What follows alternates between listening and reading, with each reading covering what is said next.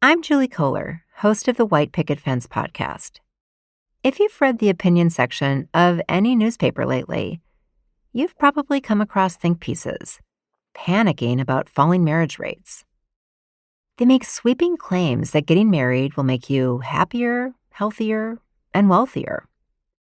Some even say that getting married is a way to stick it to the elites. I'm not so sure about that. This season on White Picket Fence, we're examining the current marriage panic. We'll go beyond the rosy sheen of love and commitment and expose the darker side to all of this marriage talk and explore what becomes possible when we broaden our imagination around what relationships can look like. Listen and subscribe wherever you get your podcasts.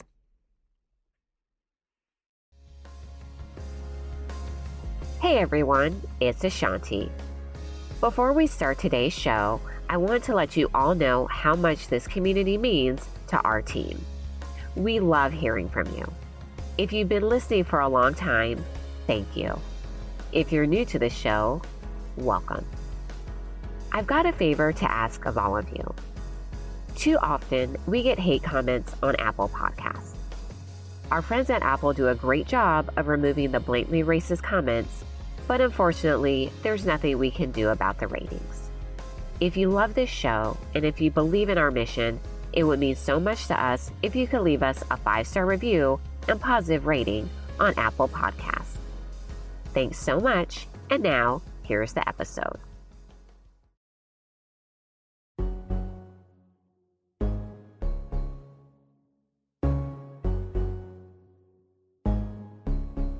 Welcome back, Brown Girls. A'shanti here, and we have another great episode for you today. I'm so excited to talk to Bonyen Lee-Gilmore, the State Media Campaigns Director for Planned Parenthood Federation of America. Bonyen, how are you doing today? I'm doing well. Thank you so much for having me. Very excited to have you. Very excited to talk about the important work that you do today at Planned Parenthood, really diving into the attacks that we've been seeing on reproductive justice, reproductive freedom, abortion rights, and educating our listeners on how they can help fight back. But before we dive in true BGG fashion, we have to know what brought you to this work. Awesome. Well, first, I'm a huge fan of your work and this podcast. I'm really excited to be here. A little bit about me. I am an Asian American woman, born and bred in white middle America. I was born and raised in Kansas City, Missouri. It is where I still live today doing this work. Before coming into reproductive rights work, I was a journalist for 10 years. And I think my work as a reporter gave me a front row seat to the everyday impact that policies have on our lives. I was a healthcare reporter and saw the direct line between what happens in our state legislatures, what happens in our city councils, and how that impacts our daily lives and how we go about it.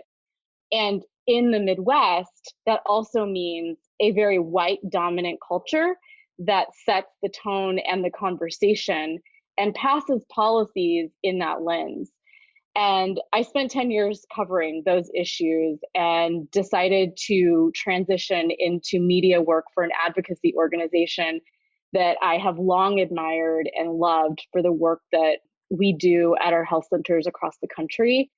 So now I focus on state policy, state fights, as we call it here at Planned Parenthood, and the intersection those policies have on our ability to access reproductive health care. What you said about how white men dominate policy, it's so true. And I want us to talk about what we're seeing happening at state houses across the country.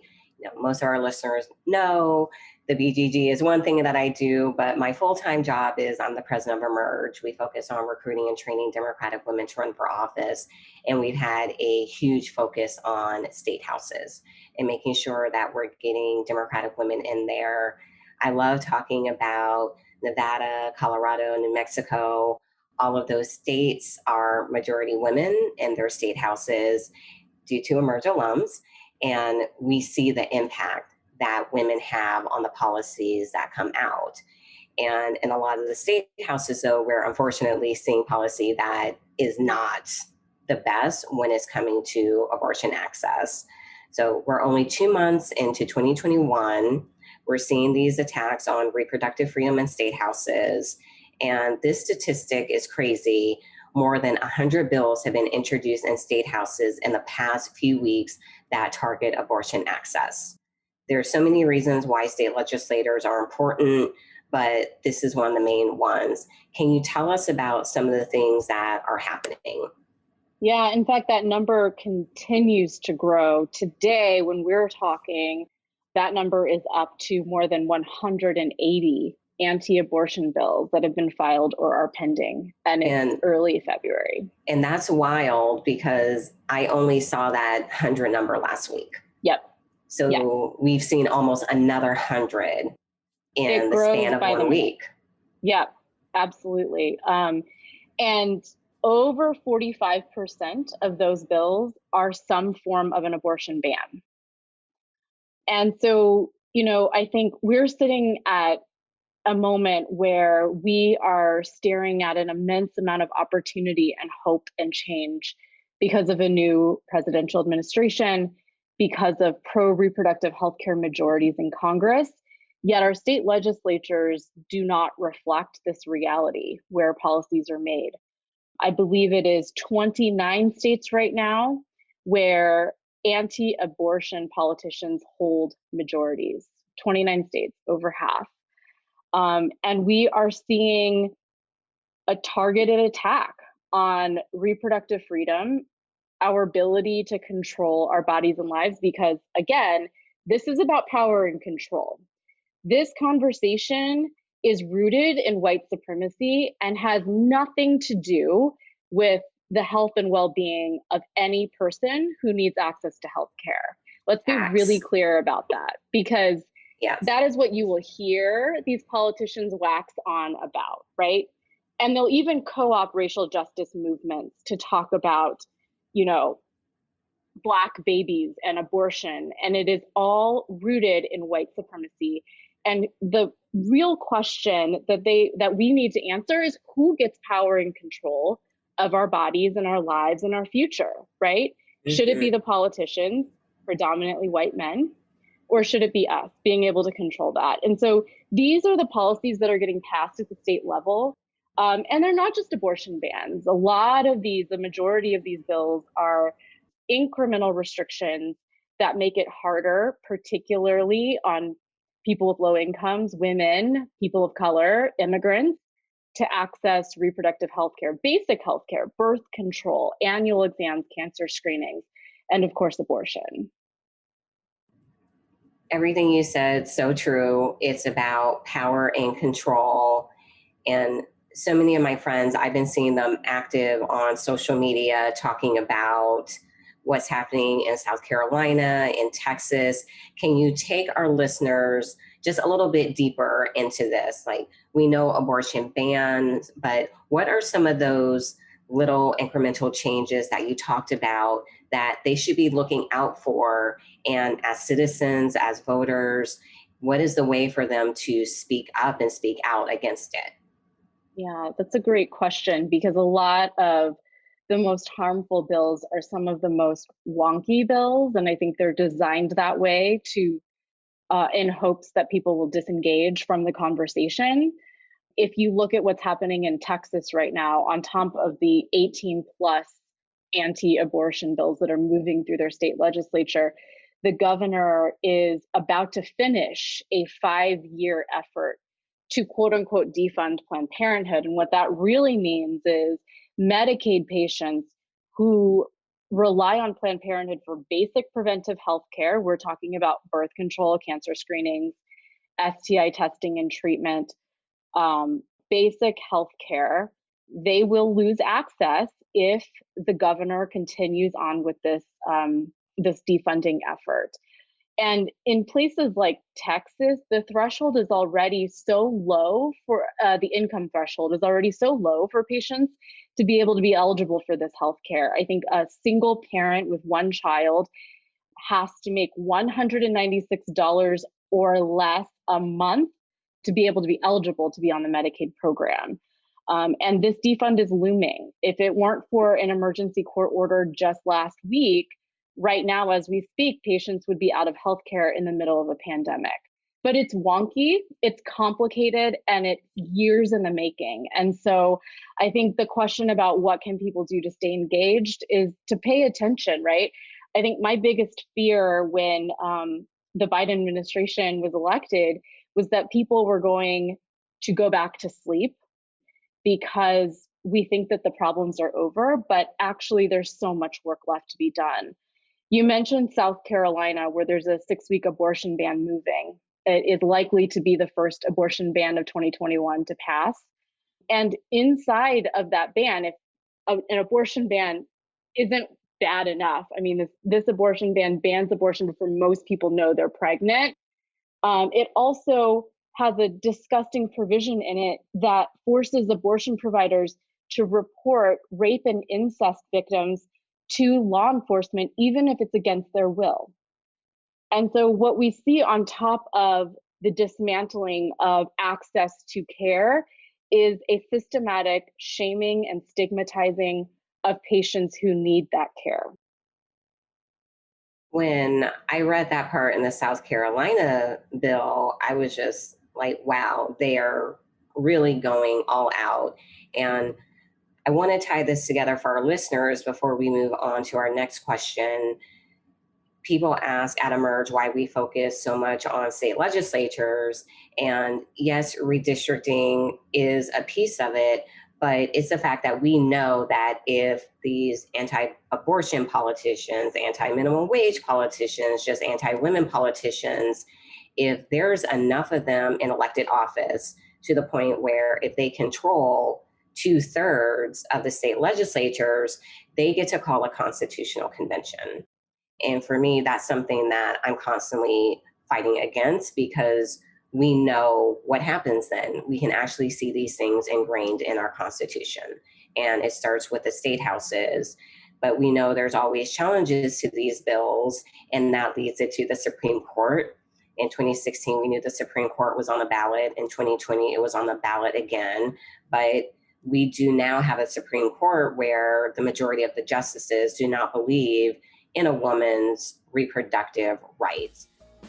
More of the conversation after this short break. Need birth control but don't want to sit in a waiting room to get it? Planned Parenthood's got you covered with telehealth birth control appointments by phone or video. You can talk with a trusted nurse or doctor during a virtual visit. They'll discuss your options and help you decide which method is best for you. A prescription will be delivered to your door, to a local pharmacy, or someone will help you set up an in-person visit if you choose an insertion method. Just like an in-person visit, your Planned Parenthood telehealth appointment is high quality, affordable, and private. Skip the waiting room and get the care you need when you need it. Planned Parenthood takes the stress out of healthcare and is ready when you are. Check out PlannedParenthood.com/telehealth to learn more and to book a virtual appointment. That's PlannedParenthood.com/telehealth. What are some of the things that you think we'll see coming out of the Supreme Court this year? And we had this conversation a few months ago with another member of the Planned Parenthood team, but I think it's really important for us to update the listeners on what's happening at the Supreme Court because it has changed so much in the year that we last had that conversation. So right now there are at least 18 abortion-related cases one step from the Supreme Court. And it's not just the Supreme Court. Under the Trump era, more than 200 justices were confirmed by Trump at all levels of the judiciary. And so courts are no longer a reliable backstop either to these fights.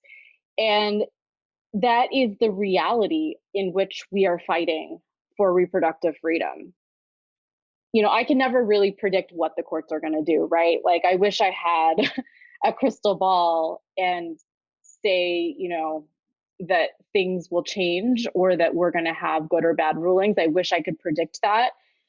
But the reality is what happened in the 2020 cycle is that state legislatures, the makeup of state legislatures and the politicians who were elected to office got more hostile to reproductive rights.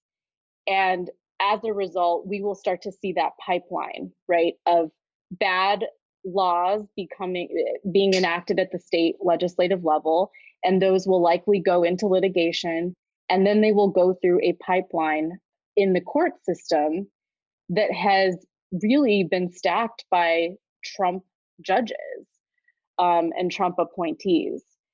And so I think it is a long road. The work to fight for our rights and freedoms is a long game, because we have to recognize that a lot of these things start at the state level, and who we put in those state legislatures are very important, and they are in there for years, right? And so we need to be able to keep track of the decisions that they are making about our own bodies. This is such a good plug for me right now to tell everyone, if you're thinking about running for office, you should run for office, because so many of these elected officials, one of the reasons why they're able to stay in these positions for years is because they go unchallenged. No one ever steps up to run against them, and they just continue to introduce bad policy after bad policy. And we know, yes, the federal level is important, and our listeners have heard me say this all the time, but it's really those state and local offices that have the biggest impact on our everyday lives. And we have to make sure we're getting good people in there to represent us. You talked about the Biden-Harris administration. So we do have hope, because we do have champions who are in the White House, which is very important.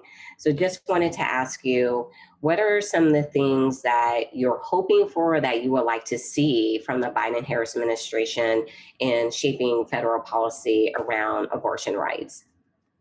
Yeah, I think there are some really concrete things that the Biden-Harris administration and Congress can do to address abortion access. And I want to start by saying that, Roe v. Wade is an important piece of law, but it does not guarantee access for so many people who are living in states across the country, right? Even under Roe to this day, millions of people cannot access abortion because of those incremental restrictions, because of things like the Hyde Amendment, which I'll get to in a second, and because there simply aren't health centers in the majority of counties in the country. And so I want to start by saying Roe v. Wade and codifying Roe is the floor. It is not the ceiling. We need to keep Roe legal, but we need policies that actually address a person's ability to access that care.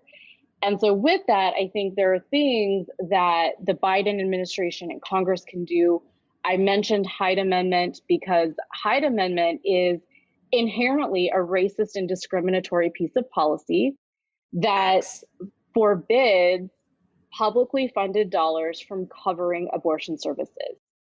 So if you are a person who relies on Medicaid and you need an abortion, you are on your own to pay for that out of pocket because of the Hyde Amendment. And because of the racist and discriminatory systems in which we live, Black and brown people, women, people of color in general, disproportionately rely on publicly funded programs for healthcare. And so we hope that Congress will repeal Hyde Amendment soon, because this is a concrete piece of policy that will be able to address access and expand access for so many communities that cannot afford it for one reason or another. Another concrete thing that we've asked the Biden administration to do is to issue an executive order that puts a pause on the FDA requirements around the abortion pill, especially during COVID right now. The FDA requirements, and the Supreme Court actually just reinforced this requirement, that people have to go to a health center to get this medication. And we're asking the Biden administration to put a pause on that piece of policy so that patients can go to a pharmacy or get the pill by mail. And leading medical associations have already said that the abortion pill is one of the safest medications out there and can be safely done at home.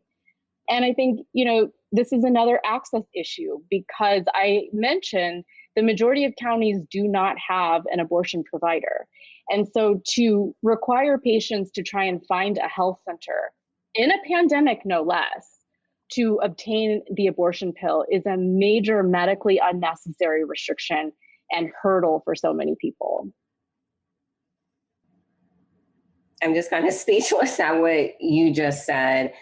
Just thank you for your knowledge and just really this education and tying it all together. Really appreciate having you on the podcast. But before we go, I have to ask you, the Biden-Harris administration, they're finishing their first 4 years. What are the things that you would love to have seen happen over those past 4 years? Yeah, I think I mentioned two big ones, right? I really want to see the Hyde Amendment repealed. I really want to see FDA requirements that actually reflect the medical reality. And I want to see policies that really do address access issues, because when we talk about access issues and real policy change, we are talking about addressing racial disparities in our healthcare system, in reproductive rights. And I am hoping that I see the power of the people continue. If there was any silver lining for me during the Trump administration, it was seeing folks who were asleep at the wheel for so long wake up, because that threat was knocking on all of our doors. And I hope in the next 4 years, we continue to see people understand the importance of their power and their voice, not only just at all levels of government, but all levels of society. And that we continue to push for accountability and demand better of our elected leaders. Bonyen, thank you so much for joining us. Thank you for everything that you do. And I hope our listeners enjoyed this podcast. The feedback we've been getting from everyone at Planned Parenthood is people are leaving after listening, feeling more informed and educated. So thank you so much for joining us today. Thank you so much for having me. Thank you so much to all of our listeners. Please take time to rate and review wherever you listen to podcasts.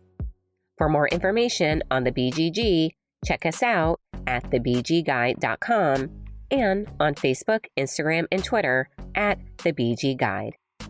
The BGG podcast is produced by Wonder Media Network. You can find them at wondermedianetwork.com. Thank you to our sponsor of this episode, Planned Parenthood Federation of America. Care no matter what.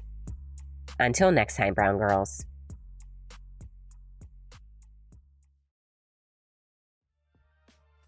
Hey everyone, there's a new Pineapple Street Studio show I'm excited to tell you about. Undistracted is a weekly intersectional feminist podcast hosted by activist, educator, and former host of Pod Save the People, Brittany Packnett Cunningham. Brittany will be speaking to the biggest thought leaders in today's social justice movements, from politicians and activists to artists and athletes. So far, that's included people like Valerie Jarrett, America Ferrera, Soledad O'Brien, Tracy Ellis Ross, Jenna Worthman, and WNBA legend Sue Bird. Plus, she'll catch you up on the latest feminist news you need to know. Enough with the insidious distractions, the noise, the BS. This new show will focus on what really matters. How can we create a more just world that works for all of us? Undistracted comes out weekly on Thursdays, so subscribe now on Apple Podcasts or wherever you get your favorite podcasts to join the conversation.